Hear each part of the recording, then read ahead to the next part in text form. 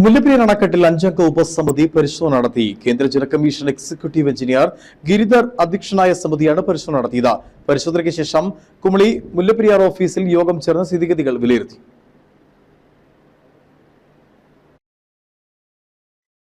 തേക്കടിയിൽ നിന്ന് ബോട്ടുമാർഗം അണക്കെട്ടിലെത്തിയ സംഘം ഷട്ടറുകൾ ഉയർത്തി ഷട്ടറുകളുടെ പ്രവർത്തനക്ഷമത പരിശോധിച്ചു.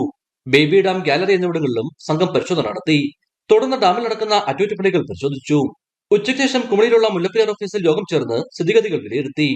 ഉപസമിതിയുടെ പരിശോധനാ വിഷയങ്ങൾ മേലോട്ട് സമിതിക്ക് കൈമാറും. കേന്ദ്ര ജല കമ്മീഷൻ എക്സിക്യൂട്ടീവ് എഞ്ചിനീയർ ഗിരിധർ അധ്യക്ഷനായ സമിതിയിൽ കേരളത്തിന്റെ പ്രതികളായ കേരള ഇറിഗേഷൻ വകുപ്പ് superintending engineer Koshy, executive engineer Livins Babu, Tamil Nadu ജലവകുപ്പിനെ പ്രതികരിച്ച എക്സിക്യൂട്ടീവ് എഞ്ചിനീയർമാരായ സാംബ്രവിൻ, സെൽവം എന്നിവരാണ് സംഘത്തിലുണ്ടായിരുന്നത്. 135.7 അടിയാണ് അണക്കെട്ടിലെ ജലനിരപ്പ്. ഇടുക്കി വിഷൻ, കുമളി.